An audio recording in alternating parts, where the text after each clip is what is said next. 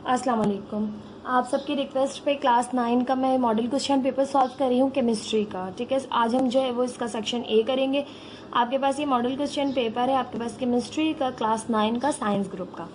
Time इसका जो है वो 2 आवर्स का है। टोटल जो है मार्क्स इसके हैं वो है 60 मार्क्स। ठीक है, सेक्शन ए जो है वो आपके पास कंपलसरी है, जिसमें मल्टीपल चॉइस क्वेश्चंस होते हैं। ठीक है, इसमें आपने तमाम क्वेश्चन अटैम्प्ट करने होते हैं, आपने कॉपी नहीं करना होता। जस्ट आपने इसमें क्या करना है, साल आंसर को जो है वो प्रॉपर जो है वो नंबर डाल के, क्वेश्चन नंबर डाल के जो आंसर की कॉपी जो आपको दी जाती है, जिसमें आपने आंसर लिखने होते हैं, क्वेश्चन आंसर, उसी में आपने एमसीक्यूज के आंसर भी देने हैं। जबकि लास्ट ईयर तक ये होता रहा था कि आपने जो है वो टिक करके वो पेपर जो एग्जामिनर को वापस कर देना होता था हाफ एन आवर में। ठीक है, लेकिन अब ऐसा नहीं है। अब आपने जो है वो क्वेश्चन ही में जो आपके पास इस साल आपने जो है वो कॉपी में ही जो है वो आंसर इसके लिखने, तो आपको पूरे 2 घंटे मिलेंगे एमसीक्यूज को सॉल्व करने के लिए। इजीली आप सॉल्व कर सकते हैं। Each question carry 1 mark. जो है वो तमाम जो है वो एमसीक्यूज जो वो 1 मार्क का है। आपके पास 30 एमसीक्यूज है, 30 मार्क्स के एमसीक्यूज हैं। जबकि सेक्शन बी और सी को देखें हम, तो ये आपके पास जो है वो है सेक्शन बी केमिस्ट्री का। आपने इसमें से जो है वो सेक्शन बी में से आंसर करने हैं any 6 question from this section, each carry 3 marks. Her question जो है वो 3 मार्क्स का है और आपने 6 क्वेश्चन जो है वो अटैम्प्ट करने हैं। आपको क्वेश्चन जो वो गिवन है 9 क्वेश्चन में से आपने कोई 6 करने हैं। सेकेंड आपके पास what is mean by mole, calculate the number of moles in 96 gram of SO2। Third है आपके पास write down any 3 chemical properties of acids. Number 4 है define ionic bond, describe the mechanism of formation of NaCl. Number 5 है balance the following chemical equation by using coefficients. ठीक है, 1 2 3 आपको 3 equations दी गई हैं, आपको बैलेंस करना है। नंबर 6 है find out protons and neutrons present in the following atoms. अब आपको ये जो है वो एटॉमिक नंबर और ये मास नंबर दिया हुआ है। अब आपने number of neutrons find out करने हैं तीनों में। बहुत इजी क्वेश्चन है। क्वेश्चन नंबर 7 है what are transition elements, describe any 2 general characteristics of these elements. Question number 8 है define both kind of displacement reaction with an appropriate chemical equations as example for each. आपने जो displacement reaction की both kinds लिखनी है, chemical equation के साथ लिखनी है। ठीक है, हर एक की। क्वेश्चन नंबर 9 है what is diffusion, state grams law of diffusion of gases. ये आपने लिखना है ग्राम्स लॉ। क्वेश्चन नंबर 10 है calculate the molarity of a solution containing 4 grams of sodium hydroxide NaOH in 100 ml solution. यहाँ पे आपको molarity calculate करनी है, आपको न्यूमेरिकल दिया हुआ है। ठीक है, इसमें से आपने कोई से भी जो है 6 पार्ट्स करने हैं। अब आपके पास चॉइस है, आप न्यूमेरिकल्स नहीं करना चाहते, आप थ्योरेटिकल क्वेश्चन कर लीजिए। ठीक है, सेक्शन सी देख लेते हैं। सेक्शन सी में आपके पास डिस्क्रिप्टिव आंसर क्वेश्चंस हैं। 12 मार्क्स का आपके पास ये सेक्शन है। आपने करने हैं any 2 question from this section. अब आपने 2 क्वेश्चन करने, इसका मतलब है एक क्वेश्चन जो है वो 6 मार्क्स का है आपके पास।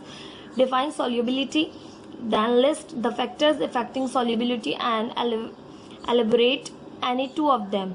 आपसे कह रहे हैं फैक्टर्स लिखने हैं सॉल्युबिलिटी के, जो पे जिस भी फैक्टर्स हैं, और 2 जो है वो आपने डिफाइन भी करने हैं। 12 है state Faraday law of electrolysis and explain any one of them. आपने फैराडे लॉ लिखना है इलेक्ट्रोलाइसिस का और एक को एक्सप्लेन भी करना है। 13 है व्हाट इज सॉल्ट, सॉल्ट की डिफाइन लिखनी है। On the basis of chemical properties describe it's 3 kinds with examples.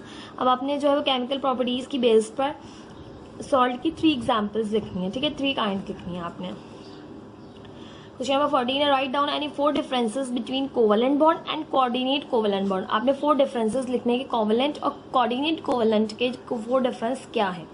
ठीक है, इंशाल्लाह ये सारे आपको क्वेश्चंस मैं जरूर करवाऊंगी। आज हम करने लगे हैं एमसीक्यूज का सेक्शन ए।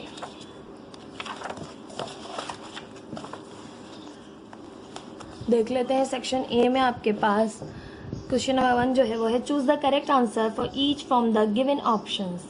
आपने करना है चूज करेक्ट आंसर को। ठीक है, जो भी गिवन ऑप्शंस आपको दिए गए हैं उसमें से। पार्ट 1 है आपके पास elements of group 7A are known as. 7th A के जो एलिमेंट्स होते हैं उन्हें क्या कहा जाता है, तो 7th A के एलिमेंट्स को आपके पास हैलोजेंस कहा जाता है। ठीक है, तो halogen is the right option. या आपने जो है वो पीरियोडिक टेबल वाले चैप्टर में सब कुछ याद करना है कि आपको फर्स्ट A को, सेकंड A को, इन सबको, थर्ड A को, इन सबको क्या कहा जाता है। ठीक है।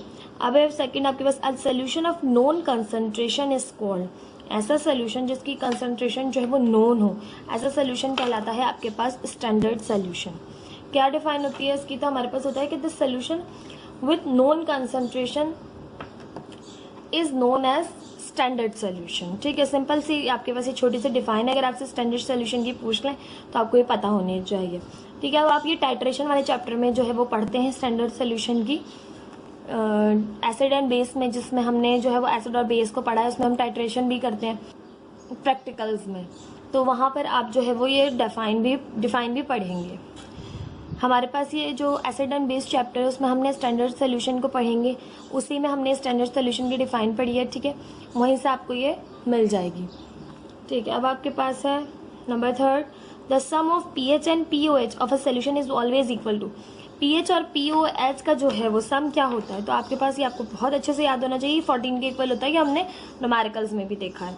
ठीक है, पार्ट 4 है आपके पास, electrochemical equivalent of an element is represented by, electrochemical equivalent होता है आपके पास किसी भी एलिमेंट का, आप कैसे रिप्रेजेंट करते हैं, तो आप Z से रिप्रेजेंट करते हैं वो।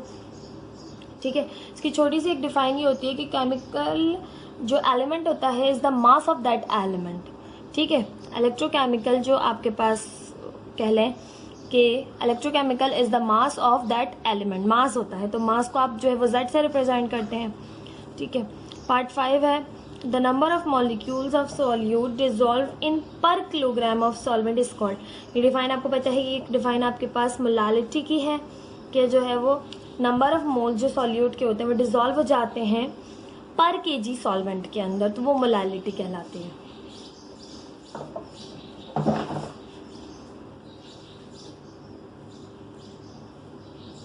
पार्ट 6 है आपके पास, gases possess neither definite shape not definite, gases का जो है वो शेप डेफिनेट नहीं होता और क्या डेफिनेट नहीं होता, मास तो डेफिनेट होता है, डेंसिटी भी, स्टेट भी, वॉल्यूम डेफिनेट नहीं होता। ठीक है, आप उसे किसी भी शेप में ढाल सकते हैं। पार्ट 7 है, the process of converting a solid into liquid at its melting point is called, ऐसा प्रोसेस जिसमें कन्वर्ट हो सॉलिड लिक्विड के अंदर। ठीक है, at its melting point is called, melting point कहलाता है, या फिर आपके पास वो कहलाता है उसका फ्यूजन। ठीक है, आप उसे मेल्टिंग पॉइंट भी कह सकते हैं जिसमें कन्वर्ट हो रहा हो सॉलिड लिक्विड के अंदर, या फिर उसे आप फ्यूजन भी कह सकते हैं। ठीक है, नेक्स्ट है आपके पास part 8, the force which holds atom together in a molecule or crystal is called, ऐसी फोर्स जो होल्ड कर के रखती है एटम्स को एक साथ टुगेदर, ठीक है, मॉलिक्यूल्स के अंदर, ठीक है, वो और क्रिस्टल्स के अंदर, वो क्या कहलाती है, तो वो केमिकल बॉन्डिंग कहलाती है। ठीक है, जिसमें एटम्स एक दूसरे को होल्ड करके रखते हैं। अब वो कोई से भी मेथड से कर सकते हैं, आयनिक से भी कर सकते हैं, कोवेलेंट से भी कर सकते हैं, वो एक अलग चीज़ है, लेकिन जो मेन है वो होती है केमिकल बॉन्डिंग। ठीक है, पार्ट 9 है, this one of the following is an ionic compound, इनमें से एक जो है वो आपके पास आयोनिक कंपाउंड है। अब आपको CO2 गिवन है, NH3 गिवन है, H2O गिवन है, NaCl गिवन है। जब हमने ये चैप्टर पढ़ा था आयोनिक वाला, आपके पास कोवेलेंट वाला आपने पढ़ा होगा। ठीक है, तो जब आपने चैप्टर पढ़ा होगा तो आपको जो है वो आयनिक बॉन्डिंग, कोवेलेंट बॉन्डिंग बताई गई होगी। तो आयनिक बॉन्डिंग ऐसी बॉन्डिंग होती है जिसमें आप कंप्लीट दे देते हैं किसी दूसरे एलिमेंट को और दूसरा एलिमेंट कंप्लीटली ले लेता है, तो लेने वाले पर जो है वो नेगेटिव चार्ज आ जाता है और देने वाले पर पॉजिटिव। तो आपके पास ऐसा जो है वो ये कंपाउंड होता है NaCl इनमें। बाकी सारे जो है वो आयनिक कंपाउंड नहीं है आपके पास, क्योंकि वो कंप्लीटली देते नहीं है इलेक्ट्रॉन। पार्ट 10 है आपके पास, the number of period series in Mendeleev's periodic table is, कह रहे हैं जो नंबर ऑफ पीरियड्स थे या सीरीज थी मेंडलीव के पीरियोडिक टेबल में वो कितनी थी, तो वो आपके पास 12 थी, आपने पीरियोडिसिटी वाले चैप्टर में पढ़ा होगा। ठीक है, पार्ट 11 है, the only liquid metal is, सिर्फ जो है वो एक इसमें से जो है वो लिक्विड मेटल है, तो ब्रोमीन नहीं है, सोडियम भी नहीं होता, जिंक भी नहीं होता, मर्क्यूरी ओनली लिक्विड मेटल होता है, ये बात आपको याद रखनी है।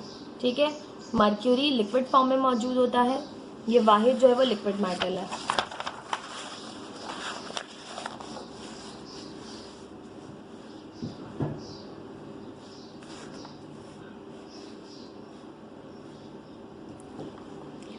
पार्ट 12 है, इट इज़ द हैवीएस्ट सब एटॉमिक पार्टिकल, ये सबसे ज़्यादा हैवीएस्ट सब एटॉमिक पार्टिकल होता है। तो वो कौन सा होता है? तो वो आपके पास न्यूट्रॉन होता है, जो सबसे हैवीएस्ट पार्टिकल होता है आपके पास किसी भी एटम में। ये बात आपको पता होनी चाहिए, नहीं पता तो अब याद रखिएगा।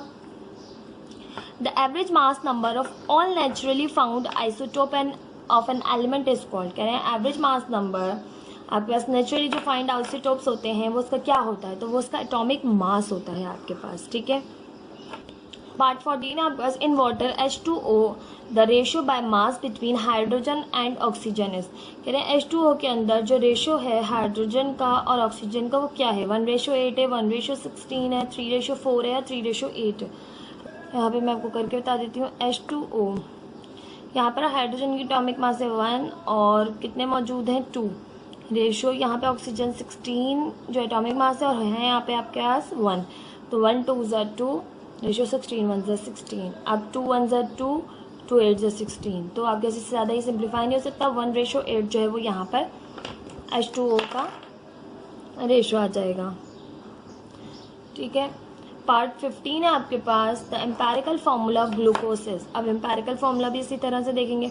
एम्पेरिकल फार्मूला क्या होता है आपके पास ग्लूकोज का? तो हम कैसे चेक करेंगे? मॉलिक्यूलर फार्मूला देखेंगे, वो होता है C6H12O6, ये ग्लूकोज का मॉलिक्यूलर फार्मूला है, ठीक है। एम्पेरिकल फार्मूला यानी इसको सिंपलेस्ट फॉर्म में लिखना। तो यहाँ पर ये 6 है रेशियो, यहाँ इसका हाइड्रोजन का 12 है, ऑक्सीजन का 6 है।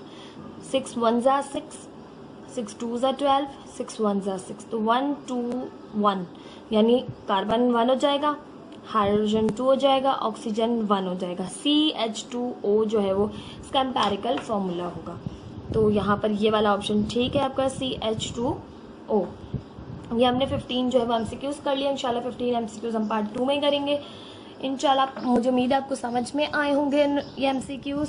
कोई भी हेल्प चाहिए हो तो प्लीज़ मुझे कमेंट बॉक्स में ज़रूर बताइए। मेरी कोशिश है मैं तमाम मॉडल पेपर के MCQs थ्योरेटिकल क्वेश्चंस ज़रूर आपको साथ शेयर करूं, ज़रूर आपको सॉल्व करके समझाऊं, क्योंकि अभी बहुत जल्दी इतनी जल्दी मैं कोर्स कंप्लीट नहीं करवा सकती। बच्चे कह रहे हैं केमिस्ट्री फिजिक्स पढ़ाइए मिस, तो बेटा बहुत मुश्किल हो जाएगा केमिस्ट्री फिजिक्स को स्टार्टिंग से लेकर एंड तक कंप्लीट करवाना, ठीक है। तो इसलिए मैंने आपकी हेल्प करने के लिए केमिस्ट्री फिजिक्स के मॉडल पेपर सॉल्व कर रही हूँ। इसके अलावा इंशाल्लाह मैं उर्दू इस्लामियात के भी मॉडल क्वेश्चन पेपर्स ज़रूर सॉल्व करूँगी आपके साथ।